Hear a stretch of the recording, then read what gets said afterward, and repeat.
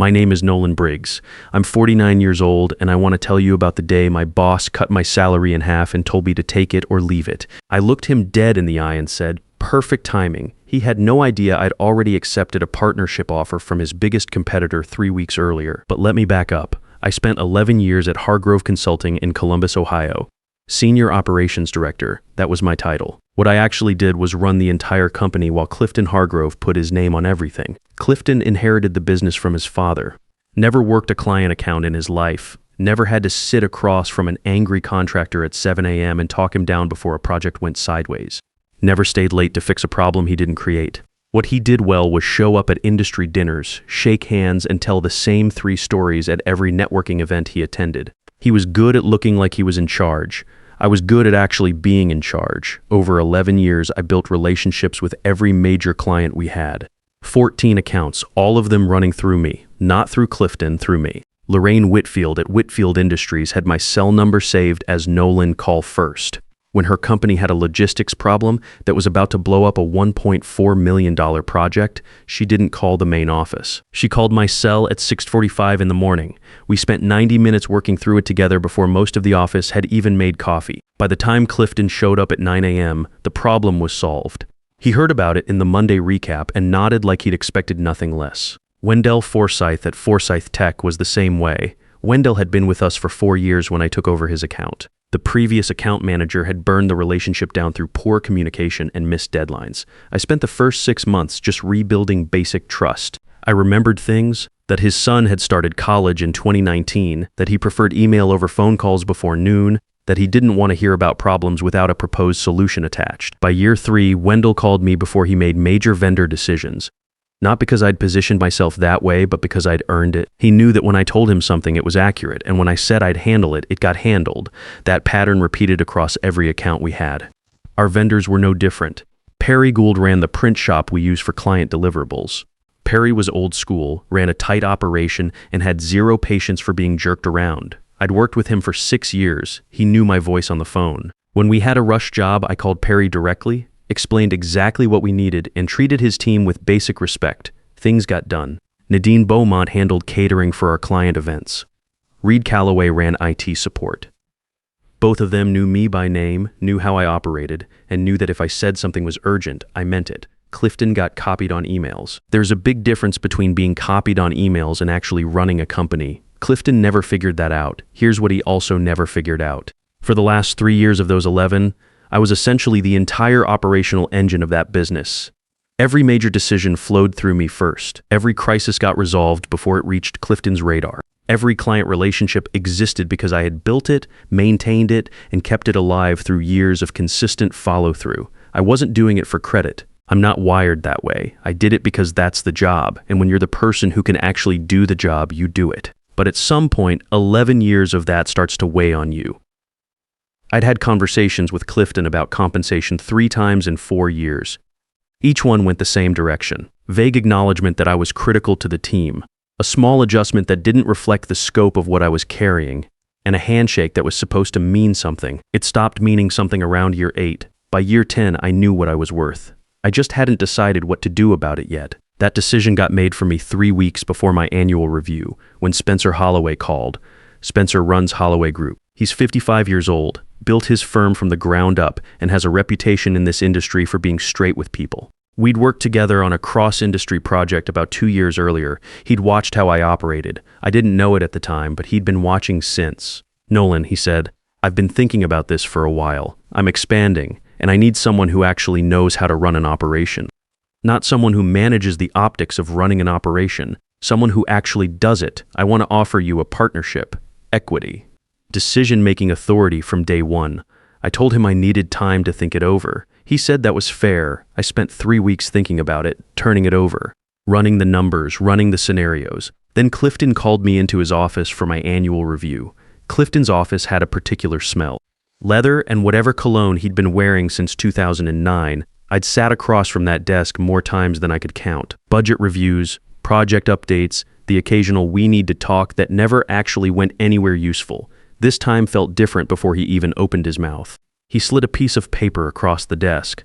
Didn't say anything at first, just slid it over and leaned back in his chair with that chin-up look he got when he thought he had the upper hand. I looked at the number. It was half my current salary. Not a rounding error, not a misprint. Half. We're restructuring compensation across the senior team, he said. This is where we landed on your number. Take it or leave it. I sat with it for a moment, not because I was rattled, because I wanted to be precise about what I said next. When does this take effect? He smiled, the kind of smile that's not really a smile. Immediately. I folded the paper once and set it on the edge of his desk. Perfect timing, I said. The smile flickered, just for a second. He didn't know what to do with that. He'd expected frustration, maybe an argument, maybe the kind of uncomfortable silence that meant I was close to walking out. He did not expect calm. I gave him calm. Then I stood up, shook his hand, and walked out of his office. I went straight to my attorney. I'd used the same labor lawyer for years, a guy named Hector Slade, practical and fast. I was in his office by 3 p.m. with my employment contract. He read through the non-compete clause while I drank bad coffee from a paper cup. He looked up after about 20 minutes. "You're clean," he said. "The non-compete is narrow. Geographic restriction, standard language, doesn't apply if you're not directly soliciting their active client list within 90 days of your departure date. After 90 days, you're completely free." I thanked him, walked to my car, and typed one email on my phone before I started the engine. "Spencer, I'm in. When do we start?" His reply came back in 18 minutes. Monday work. It was Thursday afternoon. The next morning, I submitted my formal 2-week notice to HR professional. Clean, no drama. My contract required 2 weeks, and I gave them exactly that. What I did during those 2 weeks is important, because I've had people ask me about it since. I worked like nothing had changed. I documented every active project with enough detail that anyone with basic competence could pick it up. I wrote out vendor contact sheets, client history notes, project timelines, escalation procedures. I organized every shared folder, labeled everything clearly, and made sure nothing was buried. I did this not because I owed Clifton anything at that point. I did it because it was the professional thing to do, and because I knew something he didn't. The documentation wasn't going to matter. You can hand someone a perfect manual, and it still won't transfer what took 11 years to build. Trust isn't a file you can share. Relationships aren't a folder you can copy and paste. Lorraine Whitfield trusted me because I had never once told her something was fine when it wasn't. Wendell Forsyth called me for advice because I'd been right enough times that my opinion meant something to him. Perry Gould picked up my calls on the first ring because he knew I respected his time and never wasted it.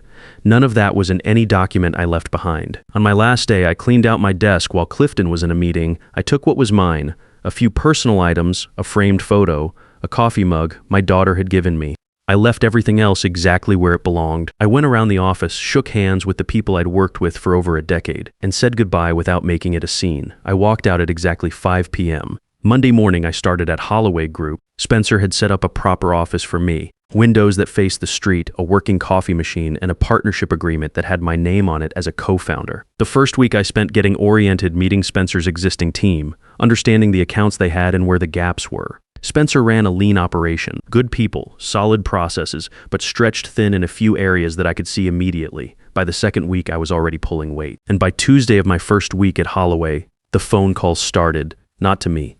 Not yet. Lorraine Whitfield called Hargrove Consulting's main office looking for me. The receptionist didn't know what to do, so she transferred the call to Clifton. Lorraine was calling about a deliverable that was due in 10 days, one I'd been managing for 3 months. She had a specific question about a subcontractor timeline that was starting to look shaky. Clifton took the call. What happened next I heard about from Lorraine herself. A few weeks later, she said Clifton tried to sound informed. He used a few general phrases, talked about the team being all over it, and then used the wrong name for the subcontractor we'd been working with. Lorraine asked him to clarify. He clarified incorrectly. She asked a follow-up question. He deflected. She told me she asked the same question 2 different ways before she realized she wasn't going to get a straight answer. She thanked him politely and hung up. Then she called Wendell Forsyth to ask if he knew what was going on over there. Wendell called the main office the next morning with a question about an upcoming campaign launch he'd been waiting on for 6 weeks. Clifton took that call too. Wendell told me later, and he was laughing when he said it, that within about 5 minutes it became obvious Clifton didn't understand the basic structure of the project. Wendell asked to speak with whoever was actually handling his account day to day. There wasn't anyone. That was week 1. Week 2 is when Clifton made his first serious mistake. He put his son Wade in charge of operations. Wade Hargrove was mid-30s, had been with the company for about 2 years in a VP title that had been created specifically for him. He was not incompetent across the board. He was sharp enough in a meeting, presentable, knew how to talk. But he had never managed a real operational crisis, and he had no established relationships with any of the major clients or vendors. He was being asked to step into a role that had taken me 11 years to build. He had 2 weeks of overlap with my documentation to work from. The first real problem hit in week 2, a scheduling conflict on a major deliverable for one of our mid-tier accounts. The kind of thing I used to resolve with 3 phone calls before lunch. The subcontractor needed a date adjustment. The client had a hard deadline tied to a board presentation, and there was about a 6-hour window to get everyone aligned before it became an expensive problem. Wade could not get the subcontractor on the phone. The subcontractor's project lead knew my name but had never spoken to Wade. When Wade finally got through, the conversation went sideways because Wade did not know the history of the relationship or the right way to frame the ask. He called me that evening. "Hey Nolan, just wanted to check in, see how things are going at the new place." I had been in this industry long enough to recognize a lifeline dressed up as small talk. I let him finish his opener, then I said, "Wade Holloway Group offers operational consulting billed at $350 an hour. If you need support on a specific situation, I can have my assistant send over our services agreement." There was a pause, a long one. "Yeah," he said, "okay, send it over." He signed it 2 days later. Paid for 6 hours of support from one of my junior staff members, a guy named Broderick Ames, who had been with me at Holloway for about 3 weeks at that point. Broderick handled the subcontractor issue in about 90 minutes. Wade paid us $200 to fix a problem that his father had created by pushing out the person who used to handle it for free. I want to be straightforward about something here. I did not enjoy that in a petty way. What I felt was something closer to clarity. The price of what had been lost was now visible in actual dollars, and everyone involved could see it. Around the same time, Clifton decided to go after a new contract himself. There was a company we had been courting for nearly 2 years. A $2.8 million operations contract, the kind of account that would have been a significant win. I had done most of the groundwork. Built the initial relationship, understood their organizational structure, gotten them to a point where they were seriously considering us. Clifton walked into that pitch meeting to close it himself. Wade had told him the relationship was solid enough to close without me involved, that the client was essentially already there. Wade was wrong, and I think part of Clifton believed that his presence as the company owner would be enough to push it over the line. The client's operations lead looked around the conference room about 10 minutes into the meeting and asked one question. "Is Nolan Briggs part of your team on this engagement?" Clifton said no. The client said they would need some additional time to consider their options. They signed with Briggs and Holloway Partners the following week. Wendell Forsyth called me that afternoon. I could hear him trying not to laugh too hard. Clifton actually called me after, Wendell said, to complain that the client had been influenced by a former employee acting unethically. He paused. I told him I had no idea what he was talking about and that our own review period for our contract was coming up. Then I hung up. Our contract with Forsyth Tech was up for renewal 6 weeks later. Wendell signed with Briggs and Holloway. The vendor situation developed more slowly, which is how those things actually work in real life. Perry Gould at the print shop had been patient through the first month of chaos. Late payment on one invoice, a miscommunication on a rush job, a couple of calls that did not get returned quickly enough. Perry ran a professional operation and extended reasonable good faith. Then someone at Hargrove Consulting, I never found out exactly who, got rude with Perry over a billing dispute. Perry told me later it was not even about the amount, it was the tone. Being talked down to by someone who didn't know the difference between a bleed line and a crop mark. Perry called me about 8 weeks after I had left. "Nolan, I don't know what's going on over there and I don't need to, but I'm not interested in being treated that way." I kept it professional. "That sounds like a conversation you need to have directly with them, Perry. I'm not part of their operation anymore." I let a moment pass, but if you're ever looking to add a new client relationship, we're building something at Holloway that could use a reliable print partner. Perry became our exclusive vendor 2 weeks after that call. Over the following 3 months, 3 of the strongest people from my old team gave their notices at Hargrove Consulting. Each one did it properly with the right paperwork, waiting out whatever contractual obligations they had. Each one called me before they left. Each one was hired at Briggs and Holloway before their non-competes expired. I want to be clear about what that meant. I did not recruit them. I did not reach out, did not suggest they leave, did not make promises while they were still employed there. They called me because they were watching a company come apart and they wanted to work somewhere that was being built instead of dismantled. With each hire, we gained institutional knowledge that no document could have transferred. Not proprietary information, not trade secrets, just the kind of operational expertise that only comes from years of working inside a specific industry with specific clients. Combined with the relationships I had already brought over, Briggs and Holloway was becoming something that Hargrove Consulting used to be, except this time the people doing the work had their names on the door. About 8 months after I left, I started getting calls from executive recruiters asking about Clifton Hargrove's background. Apparently, he was circulating a resume that described him as a visionary leader who had built and scaled a successful consulting firm before deciding to pursue new challenges. I was honest. Every time a recruiter called, I explained that while Clifton had owned the company, the day-to-day operations and client relationships had been managed by other people. I never said anything personal about him. I just did not help him build a story that did not reflect what had actually happened. Most of those calls ended with the recruiter thanking me and moving on. Then I got a different kind of call entirely. Cecily Drummond introduced herself as a partner at Blackstone Associates, one of the top executive search firms in the country. She was not calling about Clifton. She was calling about me. A private investment firm called Apex Capital Partners had been tracking operational collapses in mid-market companies across the Midwest. Not to judge or assign blame, but to understand the pattern. They had acquired 6 struggling firms over the past 18 months. Every single one had the same structure underneath the surface. Ego-driven ownership at the top, real operational talent being undervalued and underpaid in the middle, and client relationships that collapsed the moment that talent walked out the door. When Apex looked at what had happened at Hargrove Consulting, they saw the same fingerprints. Revenue consistent for years, then a sharp decline within 2 quarters of a single personnel change, clients filing contract terminations within the same 90-day window. 3 key vendor relationships dissolving in under 6 months. Their regional director, a man named Dorian Hale, wanted to sit down. I agreed to the meeting out of genuine curiosity. Dorian was mid-40s, soft-spoken, and had clearly done his homework. He did not waste time. "We want to give you the resources and authority to do for our acquired companies what you did for your own," he said. He slid a folder across the table with financial profiles of all 6 acquisitions. Identify the real operational talent. Rebuild the client relationships. Fix what poor leadership broke. You would report directly to me with full authority over hiring, staffing structure, and strategic direction for the marketing and operations divisions across all properties. The compensation, 75,000 base performance bonuses that could add another 40% in equity stakes in each company I successfully turned around. Then he told me one more thing. There is a particular situation in this portfolio we thought you should know about. 3 weeks ago, we acquired another struggling consulting firm. The general manager had been brought in by a group of investors who believed his experience running a previous agency would translate. When the arrangement failed, the investors approached us about acquiring the assets. He opened a second folder and set it in front of me. The general manager's name was Clifton Hargrove. I sat with that for a moment.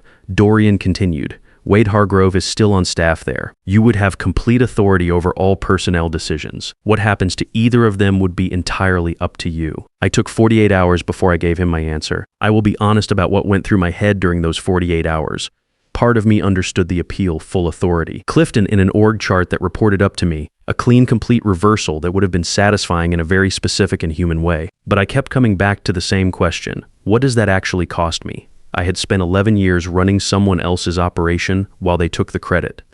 Cleaning up messes I did not create, fixing problems that existed because of decisions made above me. I had left all of that behind. Spencer and I were building something that belonged to us, with clients who had chosen us and employees who had sought us out. Why would I go back to being the person who fixes what bad leadership broke, even with better pay, even with Clifton on the receiving end of it this time? The answer was that I would not. I called Dorian on a Thursday morning. I'm not the right fit for this role, I said, but I know someone who is. I recommended Broderick Ames, the same junior staff member who had resolved Wade's subcontractor crisis in 90 minutes back in month 1. Broderick had come up inside that exact kind of operational dysfunction at his previous firm and had the instincts to navigate it without flinching. I had spent 14 months at that point watching him work. He was ready. Dorian hired him on my word alone. Broderick called me after his first week in the role. Wade Hargrove had been let go on day 3. Clifton was no longer connected to the operation in any capacity. I told Broderick he could call me if he ever needed to think through a problem. He has taken me up on that twice. 14 months after I walked out of Clifton's office, I was invited to speak at the Midwest Operations Leadership Summit in Cincinnati. About 600 people in the room, most of them senior operations and consulting professionals who had been in the industry for a long time. Briggs and Holloway was featured as a case study in sustainable growth. Our name was on a screen that filled the front wall of that ballroom. Clifton was in that room. I spotted him about 10 minutes into my talk near the back, sitting with a small group I did not recognize. He looked older, quieter than I remembered. Our eyes met for maybe 3 seconds. I turned back to the room and kept talking. There was nothing left to say to him. There had not been for a long time. 18 months after that salary cut, Briggs & Holloway has 28 employees across 2 offices. We were named to the Columbus Business First Fast 50 list of fastest growing companies in the region. 9 of our 14 current major accounts came from relationships I had built during my 11 years at Hargrove Consulting. None of them were recruited. All of them reached out to us after growing tired of what they were receiving elsewhere. Spencer and I have a standing Monday morning call where we talk through the week ahead. It takes about 20 minutes. Nobody is taking credit for anyone else's work. Clifton Hargrove's name has mostly disappeared from the industry conversations I'm part of. His father built something real over several decades. What happened to it did not have to happen. That part is not satisfying. It is just true. Here's what I want to say to anyone who has been in a version of this situation. And I know there are a lot of you, if you have spent years being the person who actually keeps things running and you're being treated like you're replaceable, pay attention to that gap between what you do and what you're being paid and respected for. That gap is information. It is telling you something about how the person above you sees the world, and it is probably not going to change. You do not have to blow anything up. You do not have to make it dramatic. You just have to be honest with yourself about what your work is actually worth, and then make decisions accordingly. Clifton thought he was cutting a cost. He was cutting the one thing holding his operation together. He did not find that out on the day he handed me that paper. He found out about 6 weeks later when nobody in his building could answer a client's phone call. If this story hit close to home, leave a comment and tell me where you're listening from. And if you're currently in a situation where your work is carrying more weight than your title or your paycheck reflects, I would like to hear about it. You already know what you're worth. Sometimes it just takes someone else making a bad decision to make that completely clear.